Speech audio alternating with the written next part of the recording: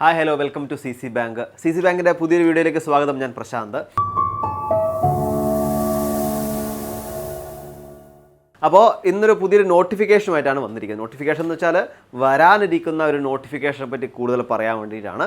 കഴിഞ്ഞ ദിവസം നിങ്ങളൊക്കെ അറിഞ്ഞു കാണും, നമ്മളെ PSCയുടെ പുതിയ കുറച്ച് വിജ്ഞാപനങ്ങൾ വരാനുള്ള കാര്യങ്ങളുമായിട്ട് ബന്ധപ്പെട്ട് ഒരു നോട്ടീസ് അല്ലെങ്കിൽ എന്താണ് ഒരു പുതിയൊരു അറിയിപ്പ് ഇറക്കിയത് നിങ്ങൾ കണ്ടു കാണും. അതിൽ പ്രധാനപ്പെട്ട ഒന്നായിരുന്നു, നമ്മൾ ഇങ്ങനെ വായിച്ചു നോക്കുമ്പോൾ അതിൽ അവസാനത്തേക്ക് വന്നതാണ് നമ്മൾ അപ്പെക്സ് സൊസൈറ്റിയുമായിട്ട് ബന്ധപ്പെട്ട ഒരു പുതിയൊരു നോട്ടിഫിക്കേഷൻ വരാൻ സാധ്യതയുള്ളത്. അപ്പോൾ ഈ അപ്പെക്സ് സൊസൈറ്റിയുമായിട്ട് ബന്ധപ്പെട്ട നോട്ടിഫിക്കേഷൻ എന്താണ്, കഴിഞ്ഞ നോട്ടിഫിക്കേഷൻ എപ്പോഴാണ് വന്നത്, അത് എത്രത്തോളം ആൾക്കാർക്ക് അത് എന്താണ് അതിൽ അച്ചീവ് ചെയ്യാൻ കഴിഞ്ഞു, അതിൻ്റെ കട്ട് ഓഫ് എത്രയാണ് തുടങ്ങിയ കാര്യങ്ങളാണ് നമ്മൾ ഈ വീഡിയോയിൽ ഡിസ്കസ് ചെയ്യുന്നത്.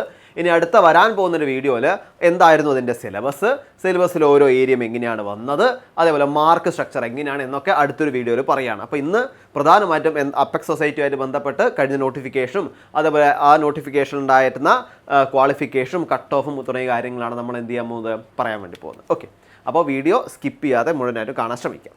നോക്കാം നമുക്ക് എന്താണെന്നുള്ളത്. കഴിഞ്ഞൊരു അപ്പെക്സ് സൊസൈറ്റിയുടെ എന്താണ് നമ്മളെ കാറ്റഗറി വന്നിരിക്കുന്നത് 149/2020 149/2020 പാർട്ട് 1 ജനറൽ കാറ്റഗറിയാണ് വന്നിരിക്കുന്നത്. നോക്കാം. Application are invited online only by one time registration from qualified candidate for appointment to the undermentioned post in the apex society of cooperative sector in Kerala. അല്ലേ, എന്താണ് കേരളത്തിലെ കോഓപ്പറേറ്റീവ് സൊസൈറ്റിയുടെ കീഴിലുള്ള apex സൊസൈറ്റിയിലേക്കാണ് ഇവിടെ എന്ത് നിയമനം ഉള്ളത്. എന്തായിട്ടാണ് നിയമനം, അതിവിടെ കൃത്യമായിട്ട് കൊടുത്തിട്ടുണ്ട്. എന്താണ് കൺസേൺ, അവിടെ apex societies of cooperative sector in Kerala, കേരളത്തിലെ കോഓപ്പറേറ്റീവ് സെക്ടറിൽ ഉണ്ടാകുന്ന അപ്പെക്സ് സൊസൈറ്റിയിലാണ് അവിടെ നിയമനം. എന്തായിട്ടാണ്, ജൂനിയർ ക്ലർക്കായിട്ടാണ്. ഏതാണ്, ജൂനിയർ ക്ലർക്കായിട്ടായിരുന്നു അവിടെ നിയമനമായിട്ട് വന്നിരിക്കുന്നത്. അതായിരുന്നു ഒഴിവ്. അവിടെ സാലറി സ്കെയിൽ ഏതാണ്ട് 11,770 മുതൽ 28,670 വരെയാണ് അവിടെ സാലറി സ്കെയിൽ വന്നിരിക്കുന്നത്. അവിടെ നമ്പർ ഓഫ് വേക്കൻസി കൃത്യമായിട്ട് അവിടെ കൊടുത്തിട്ടുണ്ടായിരുന്നു 7 നമുക്ക് കഴിഞ്ഞ പല എക്സാമുകൾക്കും അവിടെ നമ്പർ ഓഫ് വേക്കൻസി എന്നത് ആൻറ്റിസിപ്പേറ്റഡ് വേക്കൻസി എന്നായിരുന്നു ഉള്ളത്. പക്ഷേ അവിടെ കൃത്യമായിട്ട് കൊടുത്തിട്ടുണ്ട് നമ്പർ ഓഫ് വേക്കൻസിൻ്റെ എത്രയാണ് വേക്കൻസി എന്നുള്ള കാര്യം. ഓക്കെ, അപ്പോൾ ആദ്യത്തെ സെഷനിൽ ഇതാണ് കൃത്യമായിട്ട് പറയാനുള്ളത്. നമ്മുടെ ജൂനിയർ ക്ലർക്കാണ് വിളിച്ചിരിക്കുന്നത്. അതായത് കഴിഞ്ഞ ഒരു തീയതികൾ അല്ലെ കഴിഞ്ഞ ഒരു പ്രാവശ്യം വിളിച്ചത് ഇതായിരുന്നു. ദെൻ എന്താണ് കൃത്യമായിട്ടും പറയുകയാണെങ്കിൽ നമ്മൾ സാധാരണഗതിയിൽ PSCയുമായിട്ട് ബന്ധപ്പെട്ട് നോക്കുന്ന സമയത്ത് അവിടെ ഡയറക്റ്റ് അപ്പോയിൻമെൻറ്റുകൾ ഉണ്ടാവാം, അതേപോലെ ട്രാൻസ്ഫർ, അങ്ങനെ ഒരുപാട് കാര്യങ്ങളുണ്ടാവും അല്ലേ. അപ്പോൾ ഇത് കൃത്യമായിട്ട് പറയുന്നത് ഡയറക്റ്റ് റിക്രൂട്ട്മെൻറ്റ് തന്നെയാണ്. ഏജ് ലിമിറ്റ് എത്രയാണ്, 18 മുതൽ 40 വരെ കൃത്യമായിട്ട് പറഞ്ഞിട്ടുണ്ട്. ഇവിടെ ഡേറ്റ് അടക്കം, അതായത് നമ്മളെ ഡേറ്റ് ഓഫ് ബർത്തിൻ്റെ ഡേറ്റ് അടക്കം അവിടെ കൃത്യമായിട്ട് പറഞ്ഞിട്ടുണ്ട്. 18 വയസ്സ് മുതൽ 40 വയസ്സ് വരെയാണ് അതിലേക്ക് അപേക്ഷിക്കാനുള്ള പ്രായപരിധി അവിടെ പറഞ്ഞിരിക്കുന്നത്. നോക്കി എന്തായിരിക്കാം ക്വാളിഫിക്കേഷൻ, അതിന് ഇത് വളരെ ഒരു ഏറ്റവും ഇമ്പോർട്ടൻ്റ് ആയ ഘടകമാണ്. അതായത് നമ്മളെ കോപ്പറേറ്റീവ് സെക്ടറിലേക്ക് വരുന്ന സമയത്ത് കൂടുതലായിട്ടും ചോദിക്കുന്ന ക്വാളിഫിക്കേഷൻ തന്നെയാണ് ഇവിടെയും ചോദിച്ചിരിക്കുന്നത്. മാറ്റങ്ങളൊന്നുമില്ല.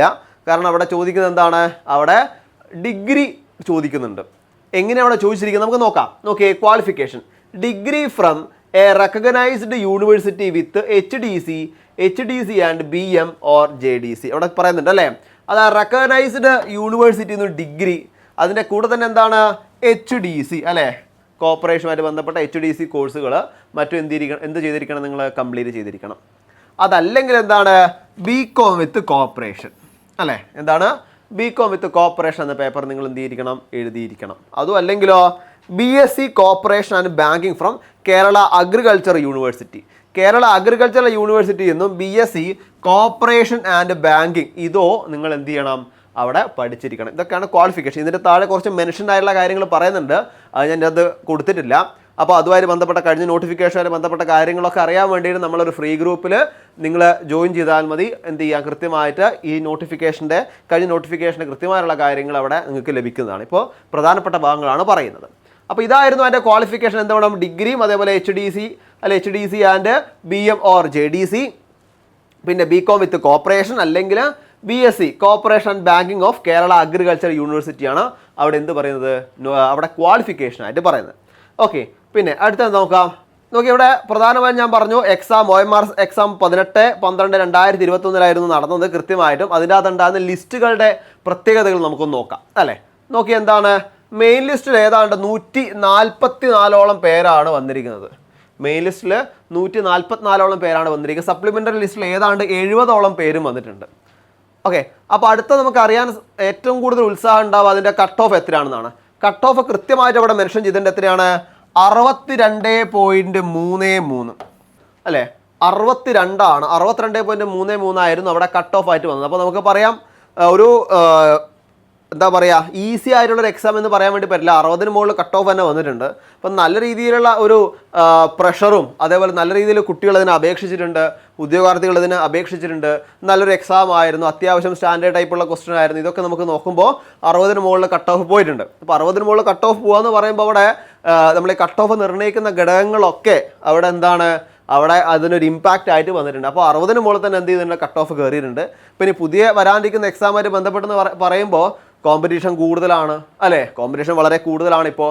അതേപോലെ തന്നെ അതിൻ്റെ പാറ്റേണുകളിലും സിലബസിലെ മാറ്റങ്ങളൊക്കെ ഉണ്ടെങ്കിൽ അതുമായി ബന്ധപ്പെട്ടുള്ള കാര്യങ്ങൾ നമ്മൾ പഠിക്കേണ്ടതായിട്ടുണ്ട്.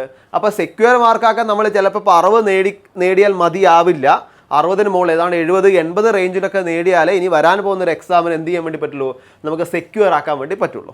ഓക്കെ, അപ്പോൾ ഇത്രയുമാണ് നമ്മൾ കഴിഞ്ഞ എക്സാമിനെ പറ്റി കൃത്യമായി നമുക്ക് പറയാനുള്ളത്. ഇനി അടുത്ത ദിവസം നമുക്ക് ഇതിൻ്റെ സിലബസുകളെ പറ്റി ചിന്തിക്കണം അല്ലേ? സിലബസുകളെ പറ്റി ചിന്തിക്കണം. സിലബസ് ഡിവൈഡ് ചെയ്തുകൊണ്ട് ഓരോ ഏരിയയും, അതായത് സിലബസിൽ കൊടുത്തിരിക്കുന്ന ഓരോ ഏരിയയും എത്ര മാർക്കിനാണ്, എവിടെ നിന്നൊക്കെയാണ് ചോദ്യങ്ങൾ വന്നത് എന്നുള്ള ഡീറ്റെയിൽ ആയിട്ടുള്ള വീഡിയോ ഈ ചാനലിൽ ഉടൻ തന്നെ അപ്ലോഡ് ചെയ്യും. അപ്പോൾ ഇത് ഒരു അവയർനെസ് ആണ് നിങ്ങൾക്കുള്ള നമ്മളെ വരാനിരിക്കുന്ന നോട്ടിഫിക്കേഷനായിട്ട് ബന്ധപ്പെട്ടുകൊണ്ട്. എന്താണ് വരാനിരിക്കാനുള്ള നോട്ടിഫിക്കേഷൻ?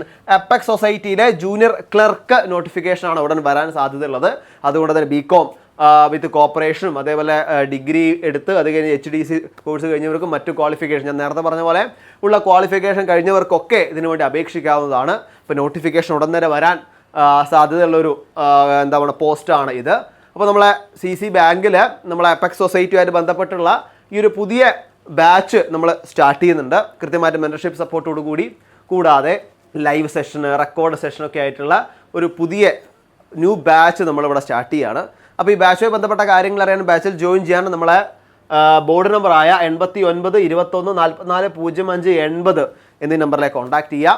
അപ്പോൾ ഞാൻ നേരത്തെ പറഞ്ഞ പോലെ തന്നെ കഴിഞ്ഞ ഒരു എക്സാമുമായിട്ട് ബന്ധപ്പെട്ടുകൊണ്ട് തന്നെ അവിടെ ഒരുപാട് കാര്യങ്ങൾ ഇനിയും ഡിസ്കസ് ചെയ്യാറുണ്ട്. അപ്പോൾ അതുമായിട്ട് ബന്ധപ്പെട്ടുള്ള നോട്ടിഫിക്കേഷൻ മറ്റു കാര്യങ്ങളും നിങ്ങൾക്ക് ലഭിക്കാൻ വേണ്ടിയിട്ട് താഴെ ഒരു ഫ്രീ ഗ്രൂപ്പ് അവിടെ ഉണ്ട്, നമ്മുടെ വാട്സപ്പ് ഗ്രൂപ്പ്. ആ ഫ്രീ ഗ്രൂപ്പിൻ്റെ ലിങ്ക് താഴെ പ്രൊവൈഡ് ചെയ്യുന്നുണ്ട്. നിങ്ങൾക്ക് എന്ത് ചെയ്യാം, ആ ഫ്രീ ഗ്രൂപ്പിൽ ജോയിൻ ചെയ്യുകയാണെങ്കിൽ കൂടുതൽ ഡീറ്റെയിൽസ് നിങ്ങൾക്ക് അറിയാൻ വേണ്ടി പറ്റും. അപ്പോൾ നമ്മൾ ബാച്ചുമായി ബന്ധപ്പെട്ട കാര്യങ്ങൾ അറിഞ്ഞു. ഇനി ഈ ഒരു ബാച്ചുമായി ബന്ധപ്പെട്ട എന്തെങ്കിലും സംശയങ്ങളോ മറ്റോ കാര്യങ്ങളോ ഉണ്ടെങ്കിൽ നിങ്ങൾക്ക് എന്ത് ചെയ്യും, നമ്മളെ ബോർഡ് നമ്പറിൽ കോൺടാക്ട് ചെയ്യാം. ഇനി വരുന്ന ദിവസം ഈ ചാനൽ നിങ്ങൾ നോക്കിയിരിക്കുക, കൃത്യമായിട്ട് ഇതിൻ്റെ സിലബസ് എന്താണ്, ഓരോ സിലബസിലും കൊടുത്തിരിക്കുന്ന ഏരിയകൾ, അതിൻ്റെ മാർക്കുകളുടെ അടിസ്ഥാനത്തിൽ എങ്ങനെയാണ് ഡിവൈഡ് ചെയ്തിരിക്കുന്നത്, എങ്ങനെയായിരുന്നു ചോദ്യങ്ങൾ വന്നത് എന്നീ കാര്യങ്ങളൊക്കെ നമുക്ക് കൃത്യമായിട്ട് ഡിസ്കസ് ചെയ്യണം. അപ്പോൾ പുതിയ വീഡിയോ ആയിട്ട് വീണ്ടും കാണാം. Thank you so much.